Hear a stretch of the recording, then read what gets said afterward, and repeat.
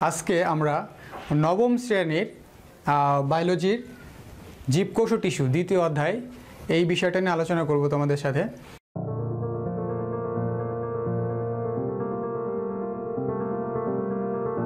এখানে আজকে বায়োলজির দ্বিতীয় অধ্যায় অর্থাৎ একদম শুরু থেকেই তোমাদের বায়োলজির যে অধ্যায়টা আছে সেটা নিয়ে আলোচনা করব।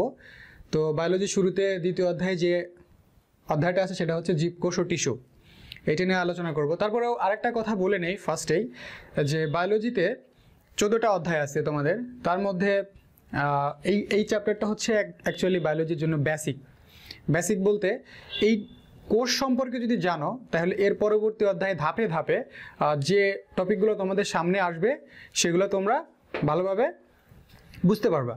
তো এর পরের অধ্যায়ে আমাদের কোষ বিভাজন আছে, তারপরে আছে এরকম ধাপে ধাপে প্রত্যেকটা চ্যাপ্টার ওয়াইজ চলে আসবে তোমাদের সামনে। তো যখন তোমাদের বেসিকটা ঠিক থাকবে বা এই সম্পর্কে কোষ সম্পর্কে জানতে পারবে, তখন তোমরা এর পরবর্তীতে যা যা তোমাদের সামনে আসবে সব কিছু তোমরা ভালোভাবে বুঝতে পারবে। তো আশা করি তোমরা সবাই মনোযোগ সহকারে ক্লাসগুলো দেখবে এবং বোঝার চেষ্টা করবে। তো শুরু করা যাক আজকের বায়োলজির দ্বিতীয় অধ্যায় জীবকোষ ও টিস্যু এই চ্যাপ্টারের মূল আলোচনা। তো প্রথমে আমাকে জানতে হবে কোষ কি বা কোষ কাকে বলে, ঠিক আছে? তো কোষের সংজ্ঞা থেকে এরকমভাবে বলা আছে যে জীবদেহের গঠন ও কাজের এককে কোষ বলে। জীবদেহের গঠন ও কাজের এককে কোষ বলে এই কথাটা বিজ্ঞানী রবার্ট হুক 1665 সালে সর্বপ্রথম কোষ সম্পর্কে এই মতবাদটি দেন। রবার্ট হুক 1665 সালে এরকম একটা মতবাদ দেন যে জীবদেহের গাঠনিক এবং কাজের একক সেটা হচ্ছে কোষ। পরবর্তীতে দুটো বিজ্ঞানীর নাম আছে, লোই ও সিকেভিস। তোমাদের এই দ্বিতীয় অধ্যায়ের দ্বিতীয় পেজে উপরের দিকে সেই বিষয়ে লেখা আছে যে বিজ্ঞানী লোই এবং সিকেভিস 1969 সালে কোষকে আরেকটু ব্রডভাবে ব্যাখ্যা করেন, ঠিক আছে? কোষকে এইভাবে বলে যে জীবদেহের গঠন ও কাজের এককে কোষ বলে। তারপরে বলছে যে কোষ হচ্ছে নিজস্ব স্বতঃস্ফূর্ত এবং আত্মকর্মক্ষম, ঠিক আছে? নিজেরা উৎপন্ন হয় মানবদেহে, তারপরে এটা নিজেরাই সব কাজ সম্পাদন করে, ঠিক আছে? আত্মকেন্দ্রিক যেটাকে বলা হয়। তো 1969 সালে বিজ্ঞানী লোই ও সিকেভিস এই সম্পর্কে কোষ সম্পর্কে আর একটু ব্রডভাবে মতবাদ দেন। তো আমরা কোষের সংজ্ঞাটা এইভাবে মনে রাখবো যে জীবদেহের গঠন ও কাজের এককে কোষ বলে। তো কোষকে এই গাঠনিকভাবে ব্যাখ্যা করার পর বা সংজ্ঞায়িত করার পর আমরা কোষকে দুটা ডিভিশনে চিন্তা করতে পারি বা দুটা ডিভিশনে ভাগ করতে পারি। সেই দুটা হচ্ছে কোষ প্রাচীর আর প্রোটোপ্লাজম। কোষকে গাঠনিকভাবে যদি আমরা ডিভিশন করি তাহলে এই দুইটা জিনিস আমরা পাবো, একটা হচ্ছে কোষ প্রাচীর আর একটা হচ্ছে প্রোটোপ্লাজম। এখন কোষ প্রাচীর কি?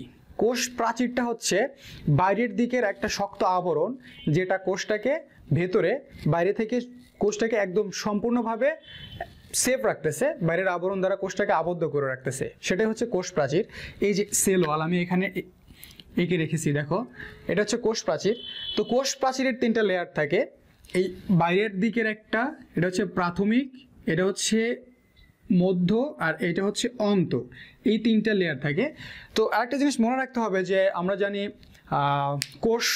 একটা কোষ আরেকটা কোষের সাথে একটা সূক্ষ্ম নালী দ্বারা সংযুক্ত করা থাকে বা একটা সূক্ষ্ম নালীর মাধ্যমে সংযোগ স্থাপনের ফলে এক কোষ থেকে আরেক কোষে যত ধরনের জৈব রাসায়নিক উপাদান আছে সেগুলো এক কোষ থেকে আরেক কোষে যেতে পারে বা এক কোষ থেকে আরেক কোষে যাতায়াত করতে পারে, ঠিক আছে? স্থানান্তরিত হতে পারে, কোষ থেকে কোষান্তর হতে পারে বিভিন্ন জৈব রাসায়নিক উপাদানগুলো। সেই সূক্ষ্ম নালীটার নাম হচ্ছে প্লাজমাডেজমাটা। এই কথাটা তোমাদের মনে রাখতে হবে। সেই সূক্ষ্ম নালীটার নাম হচ্ছে প্লাজমাডেজমাটা। আমি এভাবে লিখি, প্লাজমাডেজমাটা। এই প্লাজমাডেজমাটা আসলে কি এখন আমরা বুঝতে পারবো যে দুইটা কোষ একটা সূক্ষ্ম নালীর মাধ্যমে সংযুক্ত করা থাকে এবং এক কোষ থেকে আরেক কোষের যত জৈব রাসায়নিক উপাদান আছে রাসায়নিক যে উপাদানগুলো আছে সেগুলো এক কোষ থেকে আরেক কোষে প্রবেশ করতে পারে, স্থানান্তরিত হতে পারে। সেই সূক্ষ্ম নালী দ্বারা দুইটা কোষকে সংযুক্ত করে রাখা হয়, এই জন্য ওই সংযুক্ত নালীটাকেই প্লাজমোডেজমাটা বলে।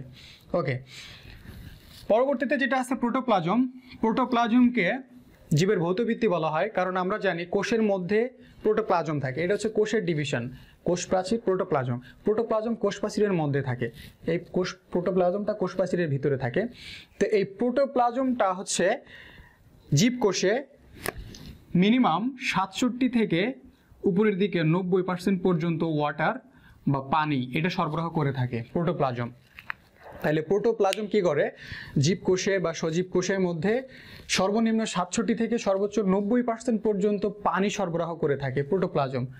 আমরা জানি পানির অপর নাম জীবন, পানি ছাড়া কোনো জীব বেঁচে থাকতে পারে না, ঠিক আছে। তো প্রোটোপ্লাজম যেহেতু সর্বোচ্চ পরিমাণে পানি সরবরাহ করে থাকে কোষের মধ্যে, এজন্য প্রোটোপ্লাজমকে জীবের ভৌত ভিত্তি বলা হয়। এটা মনে রাখবে তোমরা যে প্রোটোপ্লাজমকে কেন জীবের ভৌত ভিত্তি বলা হয়। সবচেয়ে বেশি পরিমাণ পানি কোষের মধ্যে সরবরাহ করে থাকে প্রোটোপ্লাজম, সেটার অ্যাকচুয়াল ডেটা হচ্ছে 67 to 90%। ওকে, এখন প্রোটোপ্লাজমকে যদি আমরা ডিভাইড করি বা প্রোটোপ্লাজমকে যদি ভাগ করি, তাহলে আমরা 3টা অংশ পাবো বা 3টা পার্ট পাবো প্রোটোপ্লাজমকে ভাগ করলে। ফার্স্টে আমরা পাবো প্লাজমা মেমব্রেন। প্লাজমা মেমব্রেনের আরেক নাম হচ্ছে কোষ ঝিল্লি, কোষ প্রাচীর এবং কোষ ঝিল্লি। এই যে এটা হচ্ছে কোষ প্রাচীর এবং কোষ ঝিল্লি, এই দুইটার মধ্যে অ্যাকচুয়াল একটা তফাৎ আছে। কোষ ঝিল্লি হচ্ছে কোষের ভেতরের দিকের আবরণ, ভেতরের দিকের স্তর, আর কোষ প্রাচীরটা হচ্ছে কোষ ঝিল্লির বাইরে, মানে সম্পূর্ণ কোষ ঝিল্লি সম্পৃক্ত কোষটাকে বাইরে কোষ প্রাচীর দ্বারা আবৃত করা থাকে। আর কোষ ঝিল্লিটা হচ্ছে কোষের ভেতরের অংশে, ভিতরের দিকে কোষের যে সমস্ত উপাদান আছে সেগুলোকে কোষ ঝিল্লি দ্বারা আবদ্ধ করে রাখা থাকে। এই প্লাজমা মেমব্রেনকে কোষ ঝিল্লি বলা হয়, ঠিক আছে। প্রোটোপ্লাজমকে ভাগ করলে আমরা কি কি পাবো, প্লাজমা মেমব্রেন, সাইটোপ্লাজম, নিউক্লিয়াস।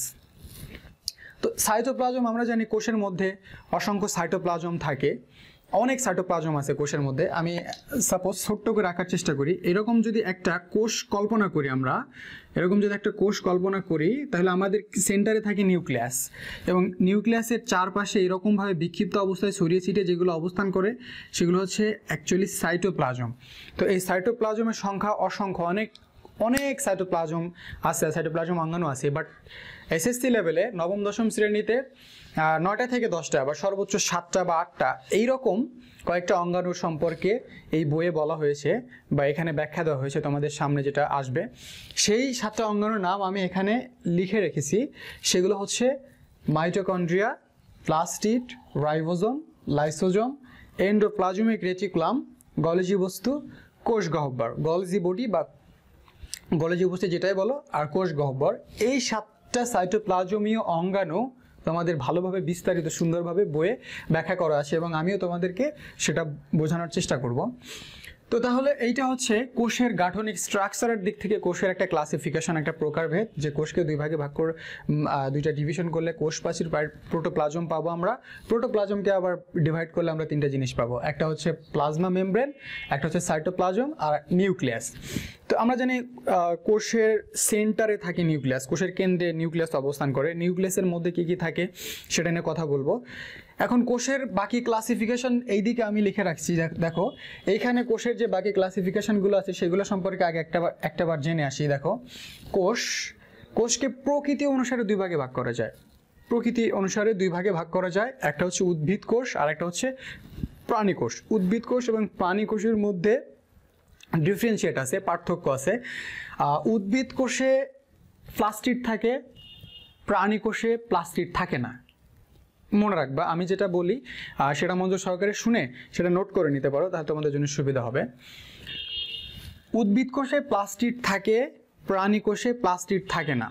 অপরপক্ষে প্রাণী কোষে সেন্ট্রিওল থাকে, উদ্ভিদ কোষে সেন্ট্রিওল থাকে না। কারণ আমরা জানি সেন্ট্রিওলটা যখন আমরা কোষ বিভাজন নিয়ে পড়ব তখন ক্যারিওকাইনেসিসের ধাপে ধাপে যেটা আমরা শিখবো, তখন আমরা স্পিন্ডল যন্ত্র, স্পিন্ডল তন্ত্র এই সম্পর্কে যখন জানতে পারবো, তখন এই প্রাণী কোষের যে সেন্ট্রিওলটা আছে সেই সেন্ট্রিওলটা দুইটা মেরু সৃষ্টি করে কীভাবে স্পিন্ডল যন্ত্র সৃষ্টি করবে সেটা আমরা যখন কোষ বিভাজন নিয়ে কথা বলবো তখন আমরা জানতে পারবো। তাহলে প্রকৃতি অনুসারে কোষকে দুই ভাগে ভাগ করছে, একটা হচ্ছে উদ্ভিদ কোষ আর একটা হচ্ছে প্রাণী কোষ। ডিফারেন্সিয়েট আমি বলেছি যে উদ্ভিদ কোষে প্লাস্টিড থাকে, প্রাণী কোষে প্লাস্টিড থাকে না। উদ্ভিদ কোষে কোষ প্রাচীর থাকে, প্রাণী কোষে কোষ প্রাচীর থাকে না, কিন্তু প্রাণী কোষে কোষ গহ্বর থাকে।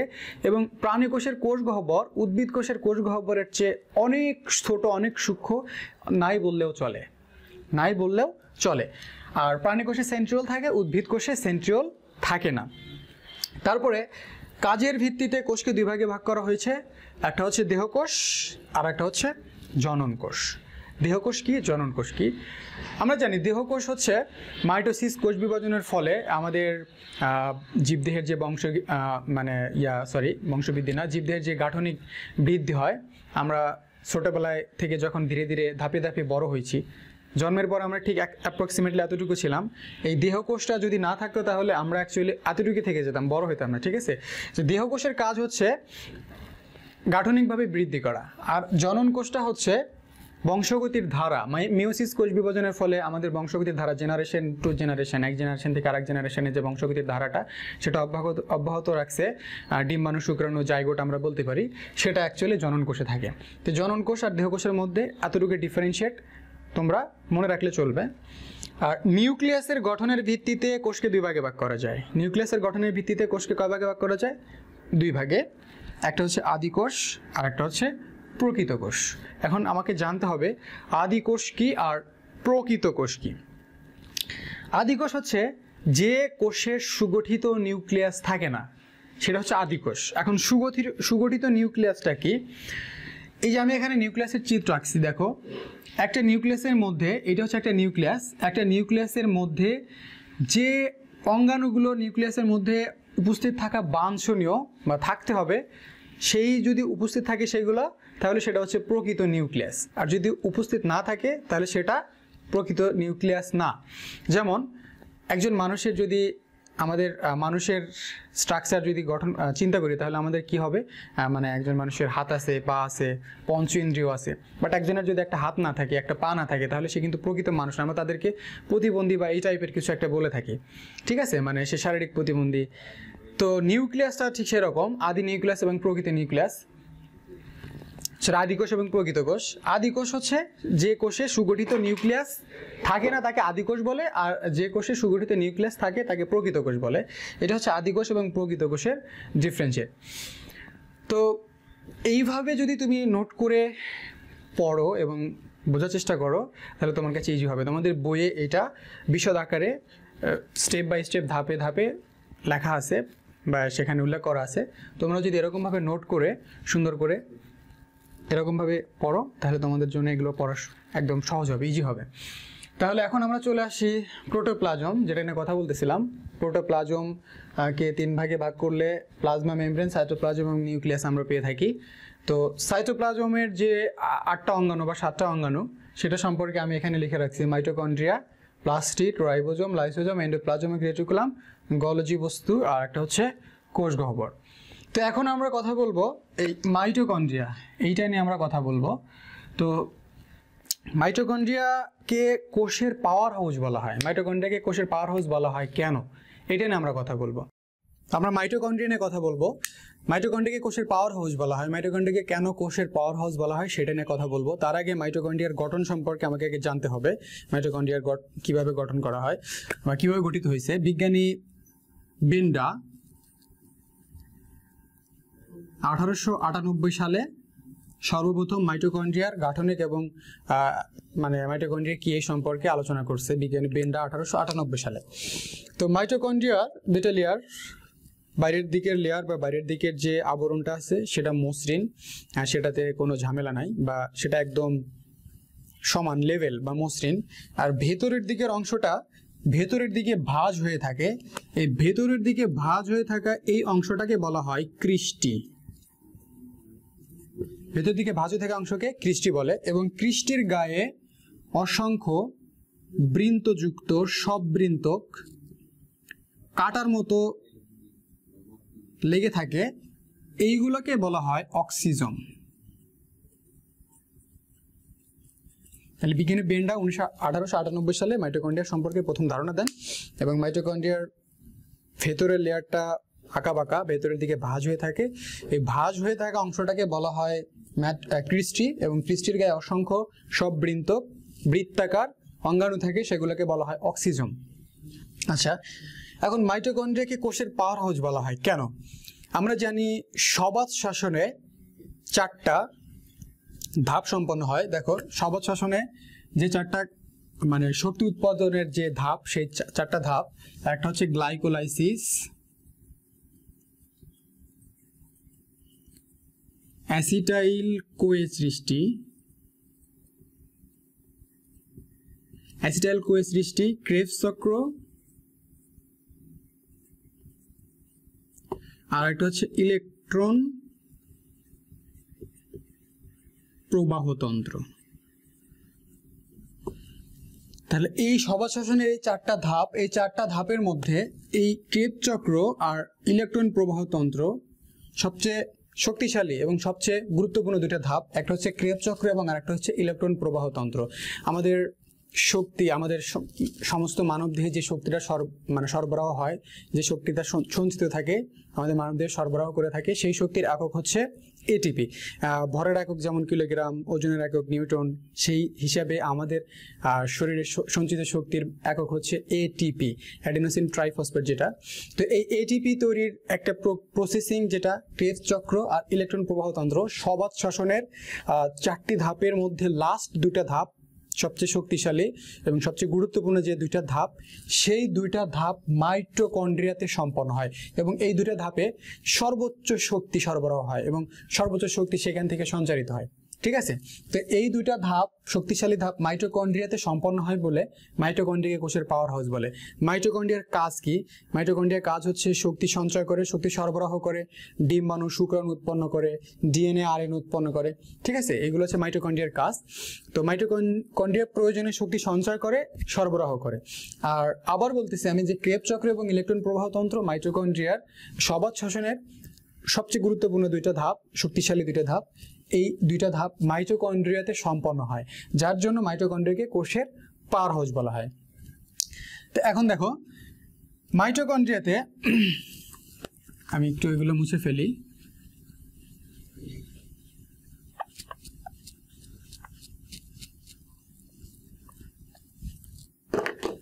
মাইটোকন্ড্রিয়াতে প্রোটিনের পরিমাণ থাকে, প্রোটিন থাকে হচ্ছে 73%, লিপিড থাকে, লিপিডের পরিমাণ থাকে 25% এবং আরএনএ থাকে বা ডিএনএ থাকে 0.5%।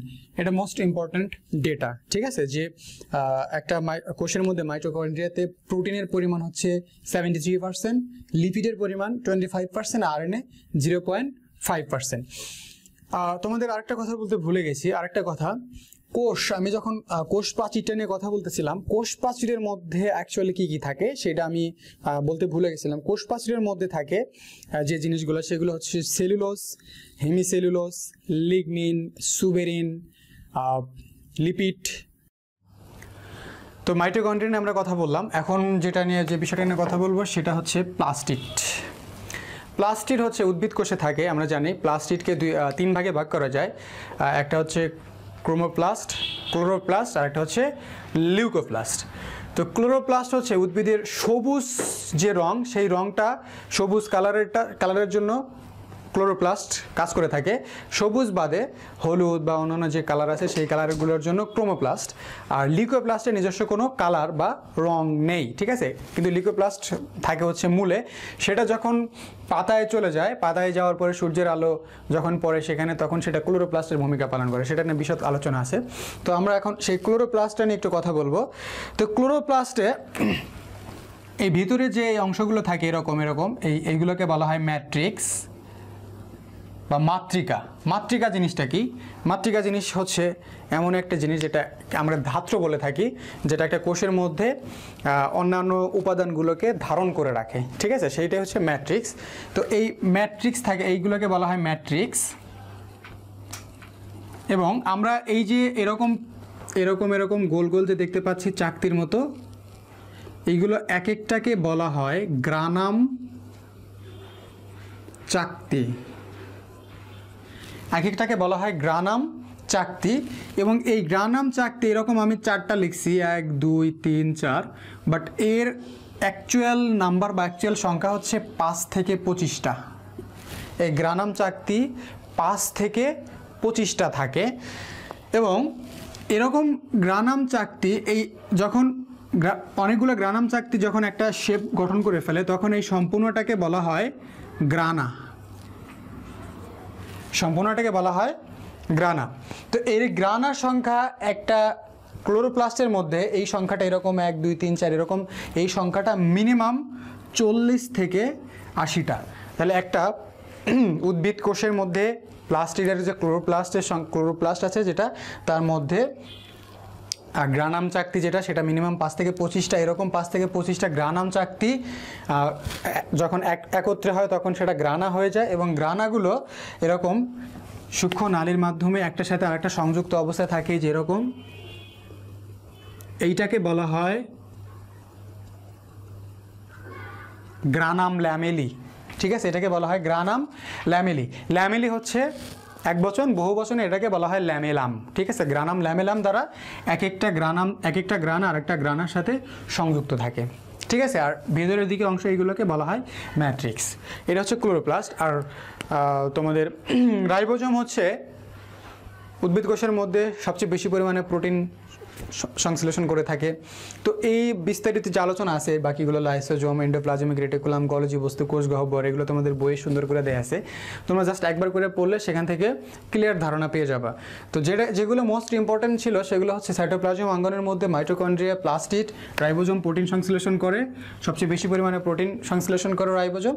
লাইসোজোম, এন্ডোপ্লাজমিক রেটিকুলাম, গলজি বস্তু, এগুলোও ঠিক সেম কাজগুলো করে থাকে। সেগুলো তোমরা যখন বই বের করে পড়বা তখন এই বিষয়গুলো তোমাদের কাছে অনেক ইজি মনে হবে, ক্লিয়ার হয়ে যাবা। ঠিক আছে, তো এইটা ছিল মাইটোকন্ড্রিয়া, প্লাস্টিডের আলোচনা। সাইটোপ্লাজমে যে অঙ্গাণু সেটা নিয়ে কথা বললাম। এখন আমাদের বাকি আছে যেটা, সেটা হচ্ছে নিউক্লিয়াস। নিউক্লিয়াস কি? আমরা জানি নিউক্লিয়াস হচ্ছে একটা কোষের সেন্টারে বা কেন্দ্রে অবস্থান করে, যেটাকে কেন্দ্রিকা বলা হয়। আর নিউক্লিয়াসের মধ্যে যে অঙ্গাণুগুলো থাকে সেগুলো নিউক্লিয়ার অঙ্গাণু বলে। একটা নিউক্লিয়াসের মধ্যে কী কী অঙ্গাণু থাকে, এই যে আমি এখানে একটা নিউক্লিয়াসের ডায়াগ্রাম বা ফিগার এঁকে রেখেছি, দেখো এখানে এই বাইরের দিকের যে আবরণ, এটাকে বলা হয় নিউক্লিয়ার মেমব্রেন। এটাকে বলা হয় নিউক্লিয়ার মেমব্রেন। আর এইগুলোকে বলা হয় যে এগুলোকে বলা হয় ম্যাট্রিক্স বা মাতৃকা। মাতৃকা জিনিসটাকে আমি এখানে বললাম, এই বিষয়টা নিয়ে যখন কথা বলেছি তখন বলেছি। মাতৃকা হচ্ছে সেই অঙ্গাণু যেগুলো বা ধাত্র বলতে পারি আমরা, যেটা নিউক্লিয়াসের মধ্যে বা যে কোনো কিছুর মধ্যে অন্যান্য উপাদানগুলোকে, সজীব উপাদানগুলোকে ধারণ করে রাখে। ঠিক আছে, ওইগুলোকে বলা হয় ম্যাট্রিক্স। এবং এই যে নীল কালারের যে একটা আমরা দেখতে পাচ্ছি একটা শেপ, এইটাকে বলা হয় নিউক্লিওলাস। এটাকে বলা হয় নিউক্লিওলাস। এবং সুতার মতো পেঁচানো যে অংশগুলো দেখতে পাচ্ছি এগুলোকে বলা হয় নিউক্লিয়ার রেটিকুলাম বা ক্রোমোজোম আমরা বলে থাকি। ঠিক আছে, এটাকে বলা হয় নিউক্লিয়ার রেটিকুলাম বা ক্রোমোজোম। তাহলে এই অঙ্গাণুগুলো হচ্ছে একটা নিউক্লিয়াস গঠন করে, একটা নিউক্লিয়াস গঠিত হয়। আর কোষ গহ্বর যেটা নিয়ে কথা বলতে চাই, সেটা হচ্ছে যে একটা কোষের মধ্যে যখন অনেক ফাঁকা জায়গা থাকে, সেই ফাঁকা জায়গাটাকেই বলা হয় কোষ গহ্বর। যেমন একটা ঘরের মধ্যে আমরা যখন অনেক জিনিসপত্র রাখি, অনেক ফার্নিচার রাখি, বেড থাকে, ফার্নিচার থাকে, শোকেস থাকে, তো এইগুলোর মাঝখানে কিন্তু ফাঁকা জায়গা থাকে যেখান দিয়ে আমরা হাঁটাচলা করতে পারি। অ্যাকচুয়ালি সেই জায়গায় কোষ রসটা ধারণ করে, কোষ গহ্বরের মধ্যে কোষ রসটা জমা থাকে। তো কোষ গহ্বর হচ্ছে এটাই, যে একটা কোষের মধ্যে যে ফাঁকা জায়গাগুলো আছে সেই ফাঁকা জায়গাগুলোকে কোষ গহ্বর বলা হয়। সেখানে কোষ রস থাকে, কোষ রস সেখানে ধারণ করে। তো এইটা হচ্ছে নিউক্লিয়াসের স্ট্রাকচার, নিউক্লিয়াসের গঠন। নিউক্লিয়ার মেমব্রেন থাকে, নিউক্লিয়ার রেটিকুলাম বা ক্রোমোজোম থাকে, নিউক্লিওলাস থাকে, আর নিউক্লিয়ার প্লাজম থাকে। ঠিক আছে, তো এই হচ্ছে নিউক্লিয়াস। আর আমি প্রোটোপ্লাজমের পার্টগুলো নিয়ে আমি তোমাদের সামনে কথা বললাম। প্লাজমা মেমব্রেন, সাইটোপ্লাজম, নিউক্লিয়াস, এগুলো নিয়ে কথা বললাম। অ্যান্ড সাইটোপ্লাজমের যে 7টা অঙ্গাণু, সেই 7টা অঙ্গাণু নিয়ে কথা বললাম। তার মধ্যে মোস্ট ইম্পর্ট্যান্ট যেটা, সেটা হচ্ছে মাইটোকন্ড্রিয়া, আর একটা হচ্ছে প্লাস্টিড। তো মাইটোকন্ড্রিয়া নিয়ে আমি তোমাদেরকে বিশদ বড় একটা ধারণা দিয়েছি তোমাদের। এখন তোমরা যদি সেটা বই বের করে একটু নিজেরা পড়ার চেষ্টা করো, তাহলে বিষয়গুলো তোমাদের কাছে অনেক ক্লিয়ার মনে হবে। তো পরবর্তী, এখন আজকের মতো ক্লাসের চ্যাপ্টারটা ঠিক এতটুকুর মধ্যেই সীমাবদ্ধ, যে প্রথমে গাঠনিকভাবে কোষকে যখন আমরা ডিভাইড করব, ভাগ করব, তখন অ্যাকচুয়ালি আমরা এই দুইটা পার্ট পাবো। একটা হচ্ছে কোষ প্রাচীর আর একটা হচ্ছে প্রোটোপ্লাজম। তো কোষ প্রাচীর কি? কোষ প্রাচীর হচ্ছে সম্পূর্ণ কোষটাকে বাইরে থেকে আবৃত করে রাখে, আবরণ করে রাখে। তো কোষ প্রাচীরের 3টা পার্ট থাকে বা 3টা লেয়ার থাকে, প্রাথমিক স্তর, মধ্যস্তর, অন্তঃস্তর। তো একটা কোষ আর একটা কোষের সাথে যখন সংযোগ স্থাপন করে একটা সূক্ষ্ম নালীর মাধ্যমে, সেটাকে বলা হয় প্লাজমোডেজম। প্লাজমোডেজমাটা কি, যে একটা কোষ আরেকটা কোষের সাথে একটা সূক্ষ্ম নালীর মাধ্যমে সংযুক্ত অবস্থায় থাকে এবং সেই নালীর মধ্যে দিয়ে এক কোষ থেকে আরেক কোষে কোষ রস, কোষের উপাদানগুলো, জৈব রাসায়নিক উপাদানগুলো বাহিত হয়, এক কোষ থেকে আরেক কোষে কোষান্তর হয় সেই প্লাজমোডেজমাটার মধ্যে দিয়ে। এবং কোষ প্রাচীর বা কোষ প্রাচীরের মধ্যে যে জিনিসগুলো থাকে সেগুলো হচ্ছে cellulose, hemicellulose, lignin, suberin, protein, lipid, etc. তো এইটা হচ্ছে কোষ প্রাচীর। আর প্রোটোপ্লাজম নিয়ে যখন আমরা কথা বলবো তখন প্রোটোপ্লাজমের তিনটা পার্ট, একটা হচ্ছে প্লাজমা মেমব্রেন বা কোষ ঝিল্লি।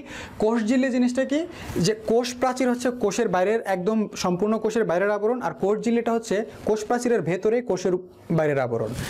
আর সাইটোপ্লাজম, সাতোয়াঙ্গন অনেক কথা বলেছে এটা নিয়ে। নিউক্লিয়াস নিয়ে এইমাত্র আমি কথা বললাম, এটা হচ্ছে মানে এইটা হচ্ছে অ্যাকচুয়ালি কোষের গাঠনিক স্ট্রাকচার ডিভাইড হওয়ার পরে প্রোটোপ্লাজমের যে ডিভাইডগুলো আছে সেগুলো নিয়ে সেগুলো।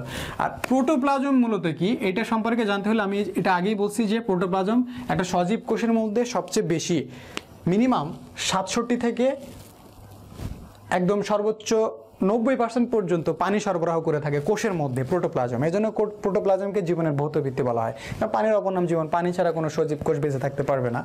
তো এই প্রোটোপ্লাজম কোষের মধ্যে এই পরিমাণে পানি সরবরাহ করে থাকে কোষ, এই জন্য প্রোটোপ্লাজমকে কোষের ভৌত ভিত্তি বলা হয়, জীবের ভৌত ভিত্তি বলা হয়। আর নিউক্লিয়াস নিয়ে কথা বলেছি। আর কোষের আরও কিছু ক্লাসিফিকেশন আছে, সেটার দিকে যদি আমরা লক্ষ্য করি তাহলে কোষকে প্রকৃতি অনুসারে দুই ভাগে ভাগ করা যায়, উদ্ভিদ কোষ, প্রাণী কোষ। এখানে ডিফারেন্সিয়েট আছে, উদ্ভিদ কোষে প্লাস্টিড থাকে, প্রাণী কোষে প্লাস্টিড থাকে না।